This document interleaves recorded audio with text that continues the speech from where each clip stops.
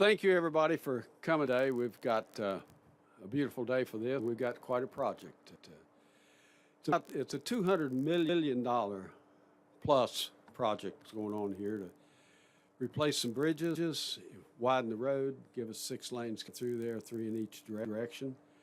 There is, I'm going to ask the public to please pay attention when we go through these construction zones. It's going to be tight and narrow for a while. It's going to take a little while to do this. This project is being funded mostly with the Road Prosperity money, which is Governor Justice's vision for improving the roads here, along with some federal money that Capito has made available to us. It's going to help get this job over the finish line.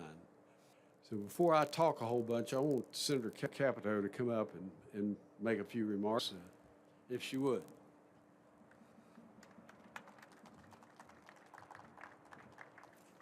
Well, thank you, Secretary White, better known as Bird. Thank you for having me here today. Good, good. We're all up here together. We're all friends. That's the good news, because we're working together, and this is a great project here. As a resident of the Kanawha Valley, I know how difficult sometimes Interstate 64 can get going from Charleston to Huntington, and particularly here at the Nitro St. Albans Bridge, where it narrows and can cause some real safety concerns. So safety, I think, is of the utmost importance when you're creating good transportation corridors, and I'm glad to see that the governor's made this a high priority in his administration.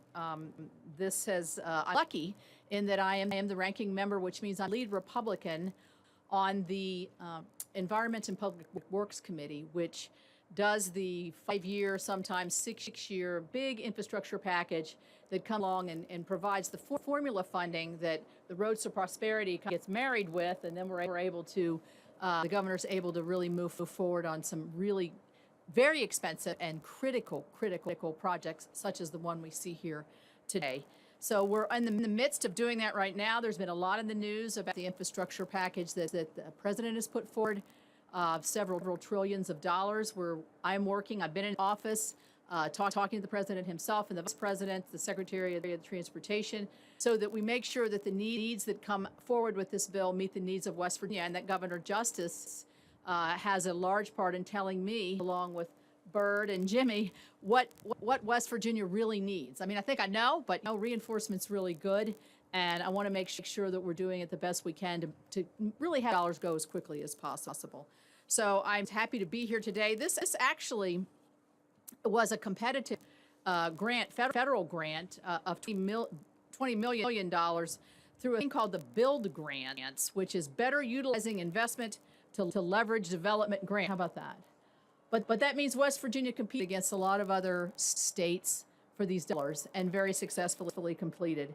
So I'm very happy to be here today. I would say, as Secretary White mentioned, with construction, particularly on a bridge area, this and a well-traveled, very heavily traveled piece of highway, we need to stress patience.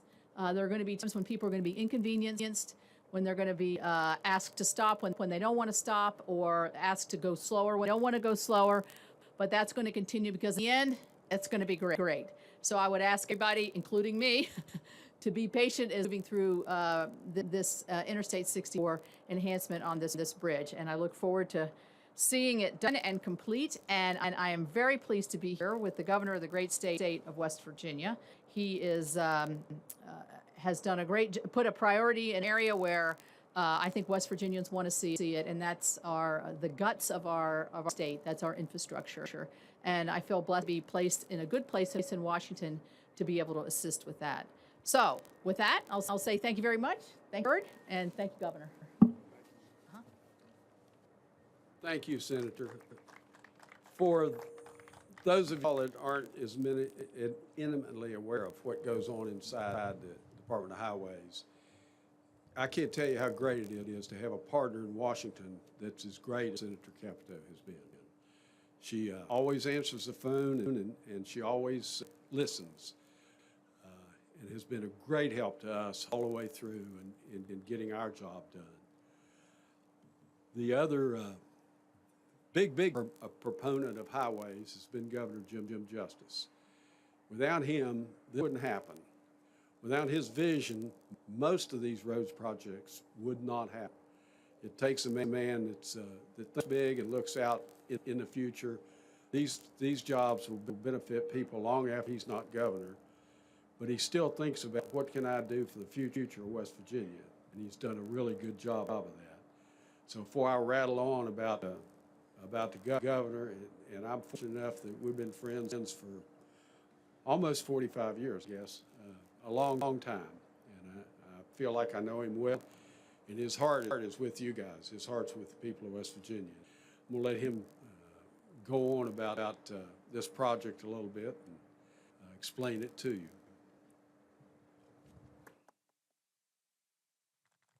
Well, let me just say this, and I mean this wholeheartedly about Senator Capito. You talk about a Trojan that's stuck on all the time. And she is. She's stuck on all the time. You see her everywhere. And she works really hard for this great state all the time. Her dad did the same thing in every single way. And so we're blessed beyond belief to have the contact that we have. We want to mention another senator and thank him too, but absolutely this senator. You know, Shelley, from the bottom of my heart, I thank you for your friendship. I thank you for all your love. I absolutely thank you for your love more than anything for West Virginia. So please, everybody, give her a great round of applause. She is Trojan beyond belief. Now, from Secretary White, he said that we had known each other or we were friends for 45 years. And that's true. Hard to believe. Hard to believe. But really and truly, Byrd has always been on point and absolutely always does a terrific job. Now, he's got his right hand in Jimmy Riston, and what an incredible job Jimmy and all of you that work with those two people do every day. Now, I'm not one to just sit up here and say, you know, Shelley says nice things about Jim. Jim says nice things about Shelley. Jim says nice things about Byrd, and we go on and on. I don't do that. You know me really well. I don't do that. Absolutely, I just try to tell the truth. Truth is really, really simple. Way back when I had brown hair and I was skinny, I was going to school right down the road here, not very far. Even at that time, there was at least some level, as we were going through, of congestion. Now, I would tell you from the standpoint of congestion, this project right here has been so badly needed for a long time. And absolutely, through the great work of all this great department, these men and women, they have put it right in front of me, and we absolutely went to the people, and we passed a Road to Prosperity program. And with the help of Shelley Capito, Joe Manchin, all of our congressional folks, and all of us pulling the rope together, look what we've done. We're here. We're here right now. We're doing something. Absolutely, we're not talking about it. We're doing something right now. And it is absolutely profound to a guy that was skinny, did have brown hair at one time. And so with all that being said, I could go on and on forevermore. But I thank you, and I mean it.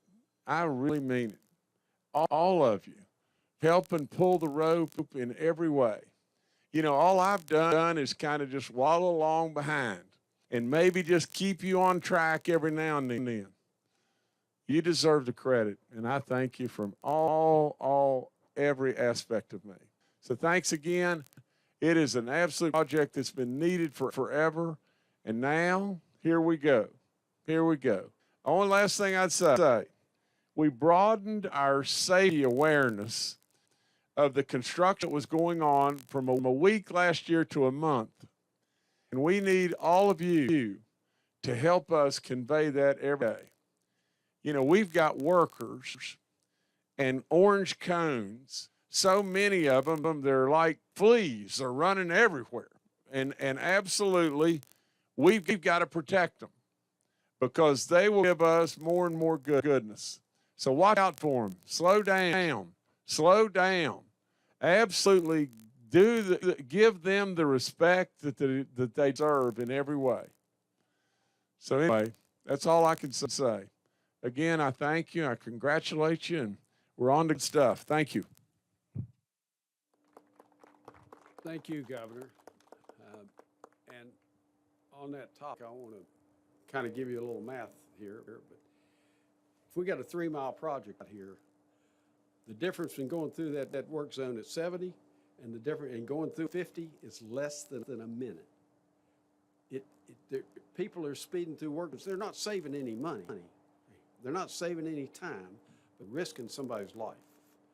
We want all of our workers and all of our contractors' workers to go home to their wife or husband and kids every night. So please, every chance you get, particularly y'all in the media, push that out. We need to help. Now, the next speaker is a guy who actually knows what's going on here. My deputy that I was lucky enough to find early in my appointment, who is more knowledgeable about this stuff than any 2 other people, is Jim Piston, and he's going to make a few remarks here. Thank you, Bert. Thank you, Senator Capito. Very good to see you again.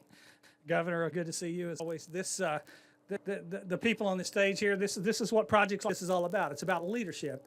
It's about people that have vision and can put that vision on the ground, and that's where we are today. The governor's vision to expand work zone safety month from a week to a month. That's commitment.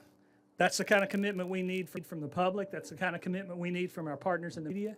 That's the kind of commitment we need from our works. That's the kind of commitment we need from the Division of Highways, and that's what you're going to get.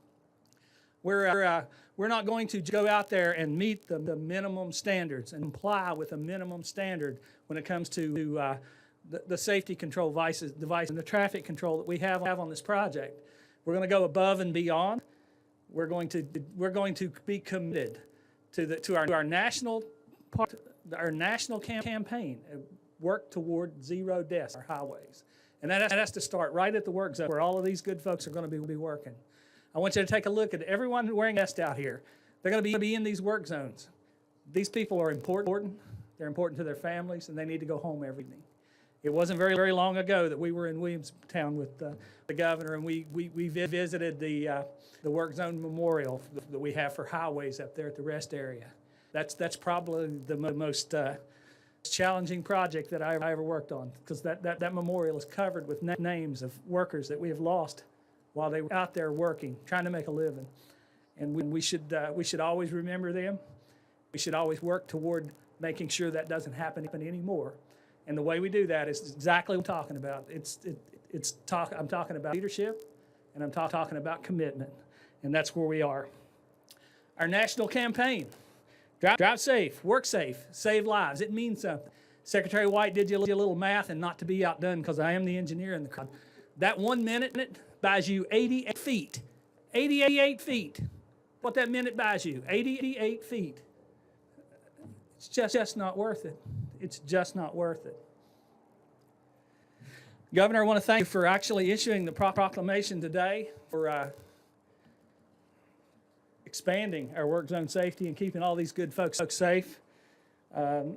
Remember, heads up, phones down. Media, you can help us. We'll do that. I have the proclamations here for the governor, 2 copies here. This is the proclamation the governor signed today, expanding the work zone safety for the entire month of April.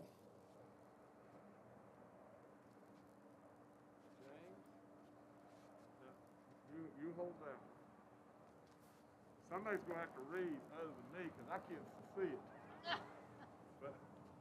but I'll hold it while Bert reads. This is a proclamation by Governor Jim Justice. Whereas highway workers play a critical role in improving West Virginia's infrastructure and supporting economic development. And whereas the highway construction work and repairs to roadway puts both workers and motorists at risk each day. Workers diligently continue to improve, rebuild, and maintain roadways so that motorists can safely and efficiently travel. Whereas drivers are urged to take note of reduced speed limits, eliminate distractions, and be watchful for road workers and their equipment. To reduce zone fatalities and injuries, the state of West Virginia encourages motorists and highway workers to educate themselves about the dangers that are associated with work zones. It is dangerous. Safety on our roads is a shared responsibility, and all citizens must do their part to keep our roadways safe. West Virginia is dedicated to enhancing work zone safety for the highway worker and the traveling public.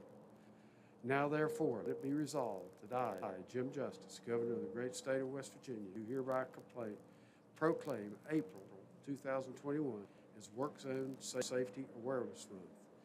And he signed it, and we mean it. We really mean it.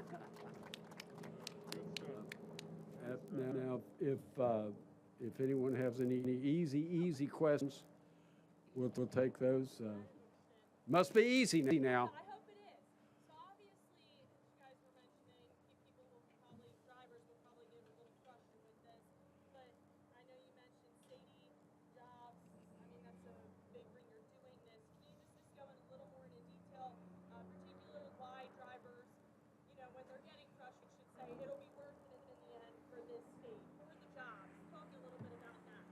Well, our workers are literally feet away from traffic. They're not standing from the road. They're feet away from traffic. One of the big challenges is going to come later when we complete the first bridge, the first 3-lane bridge. Then we're going to get rid of this bridge, and we're going to move all of the traffic into that 3-lane bridge, which is going to cause congestion. It just is.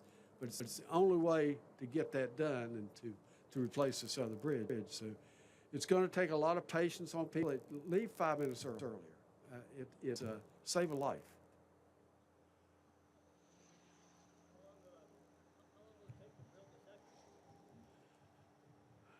I mean, you got a timetable on the second bridge? Our contractors are here. I think they can best, we use the design build procurement. We have two great contractors here as a consortium, Brayman Construction and Trumbull. They're in the design, they've been in the design phase. We're waiting on some drawings to approve. Once we approve their designs, they'll be putting their schedule together a lot better. But I can assure you, these guys know what they're doing. They're working together really well so far. They've done a lot of preliminary work. They'll bring this project in on time, right, guys?